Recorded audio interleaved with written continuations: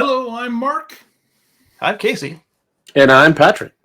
Welcome to the Tesla Life Express, where tonight we're going to talk a little bit about Model Y and price reductions in Canada. So that's something near and dear to my heart. So let's get going. Roll the intro, Casey.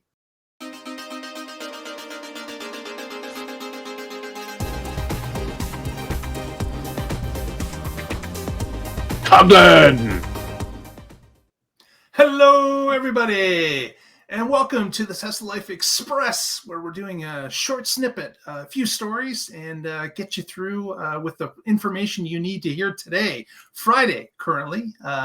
We're broadcasting this out on, and this story has been released actually twice through the week. So the first story was released earlier in the week where it was told that overnight the website, the Canadian website for the Tesla Model Y had changed, and the price had dropped on both the long range, the rear wheel drive vehicle, as well as the long range. So rear wheel drive and long range price was reduced by $4,000, which was a hefty amount, and of course, we started to figure out pretty quickly why that was. And it's all based on incentives. Mm-hmm. So here in Canada, we've got a couple of different incentives that are available to a Canadian when purchasing an electric vehicle. There's a $5,000 federal credit, which is available from the federal government.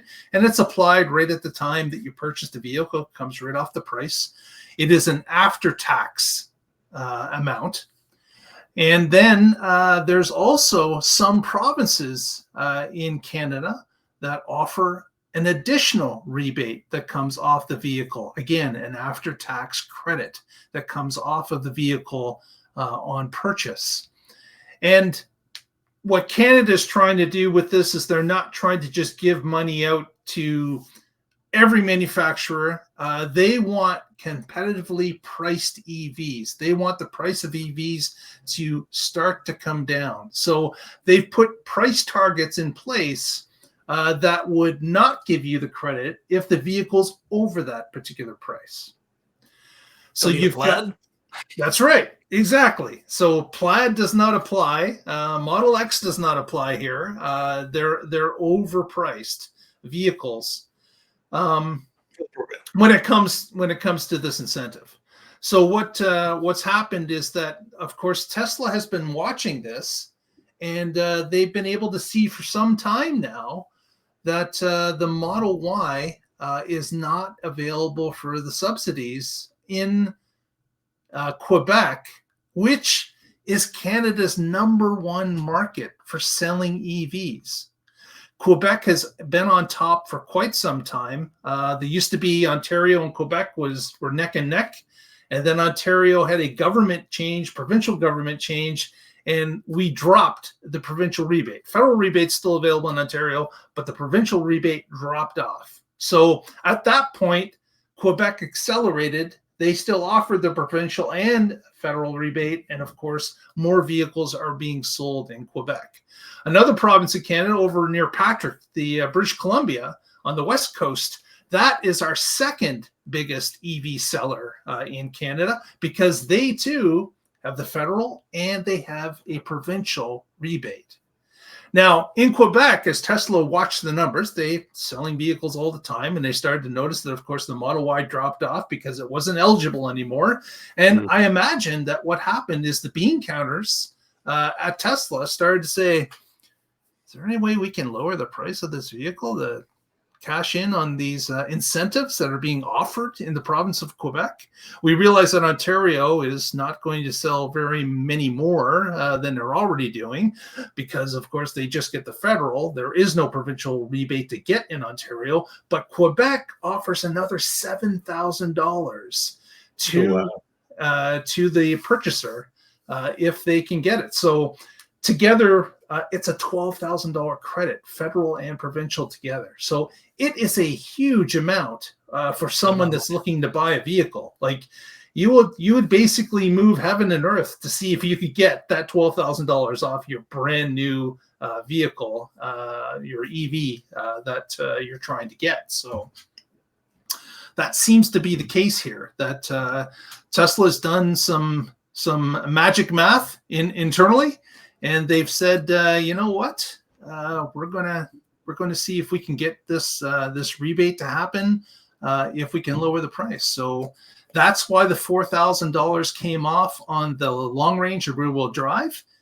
And then just a few days later in the week, the performance dropped in price by $4,300. And guess what?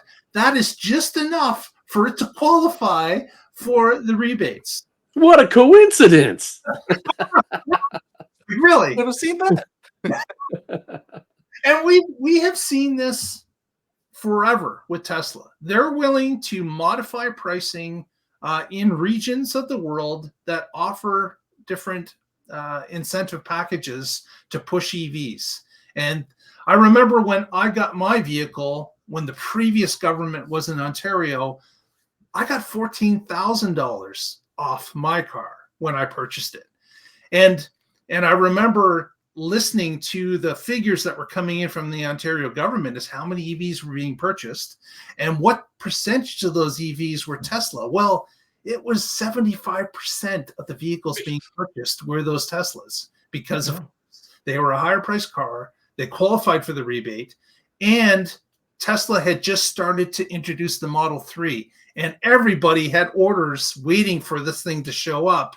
And a whole bunch of us got the vehicle. Thousands of us got the vehicle before the government changed. So there was a huge amount of pent-up demand for it.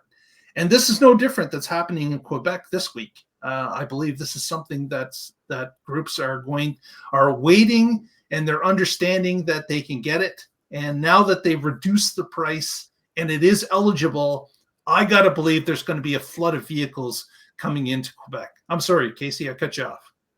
The Model 3 that you guys had for a little while, the 100-mile range, basically, Model 3, because the battery was so software capped just to make sure that the whole range qualified. Basically, if they got their toe in the door, that's right, then the performance and the long range would qualify.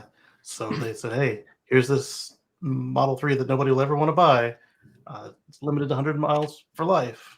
A perfect example of how Tesla modified the plan in order to introduce a brand new range limited locked vehicle that they knew no one would want, but it allowed it to unlock the rear wheel drive and the long wheel drive vehicles, long range drive vehicles at the same time. So Tesla certainly is looking at the letter of the law when it comes to all these different countries and all their different incentives, and they're trying to see what works for them as well. Because of course, if you've got a region that could sell a whole bunch of vehicles, you're willing to make these changes based on seeing that your most popular vehicle, the world's most popular vehicle, the Model Y currently, was able to make a change to get it in the door and for those incentives to actually happen for that reason.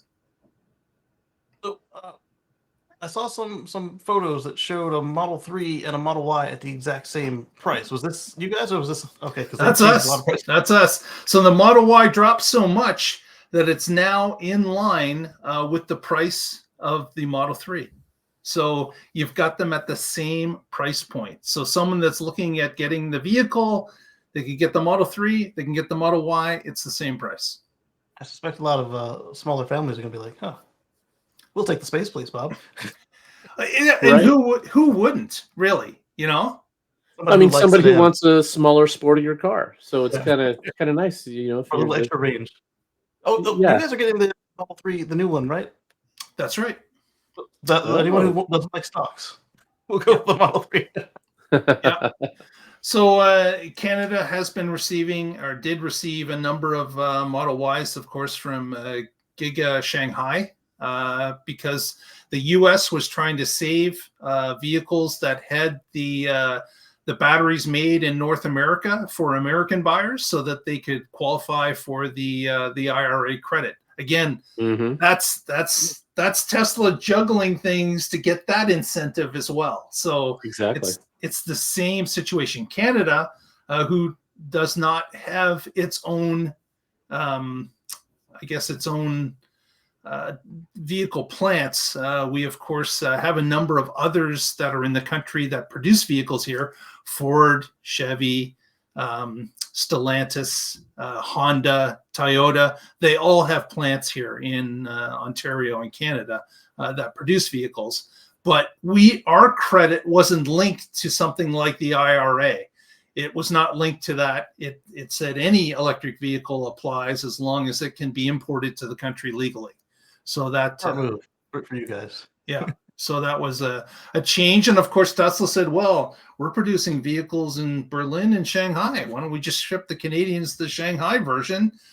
We've got maximum scale working there anyways. Cost of goods is probably dropped because we make them so efficiently there. And then, we're going to have to pay a little bit more on shipping, but it saves some for American customers that could then qualify for the credit because the battery now comes from the United States. They probably could get a kind of a deal if they partnered up with some company that shipped to China. Hey, you got an empty boat. How about we go halvesies on the fuel, and we load them up with Model Ys. Exactly. So, yeah, that's interesting news that happened this week with those two announcements. Another thing that was interesting about the two announcements is, why was there two announcements? Why were they separated by 4 or 5 days? Patrick, you had an idea as to why that might be. Oh yeah, so Tesla knows how to not pay for advertising and still get attention. Exactly. Sorry, Casey, cut you off. What were you saying? It's the same thing, basically. So there was there's the thing that is it if 2 stories come out in a week, you get double the exposure from the press and from people like us that are talking about it. So but that's very cool. We've got a number of people now that qualify for a larger incentive, and I believe that that's going to push out a number of new vehicles. So we'll have to see if the Quebec numbers for Tesla accelerate based on this new incentive that's available to them. Yeah, what do we always say on the show? If you see the deal you want, strike while that iron's hot, because things change.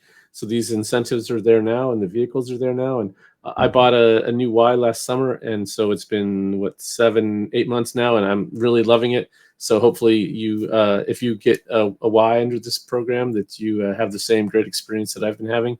And of course, none of this is tax advice, so check with the tax professional on your eligibility for these rebates.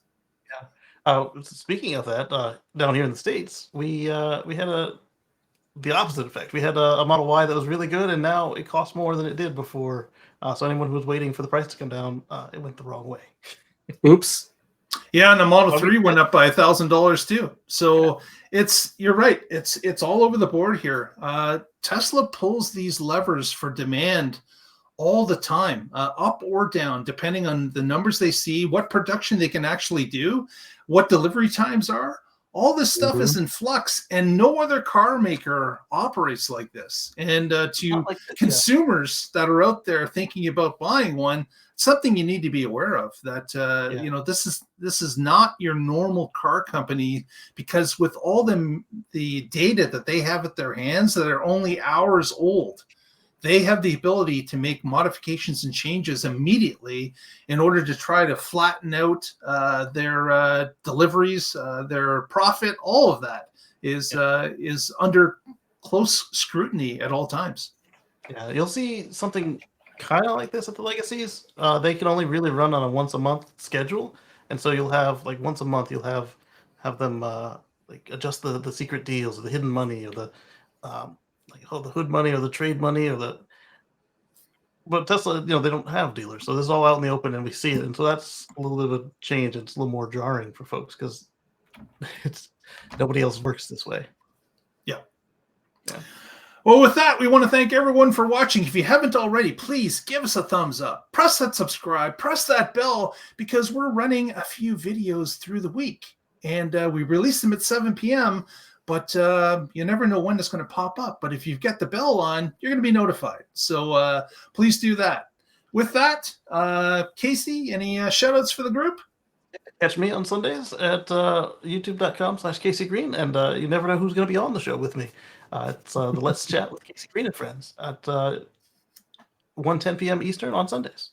Very good. Patrick, any shout outs? Yes, you can catch me at cardswithcords.net, where I blog occasionally about my future free from fossil fuels. Got it in. Awesome. Great. Everyone, have yourselves a great evening, and we will talk to you later here at the Tesla Life.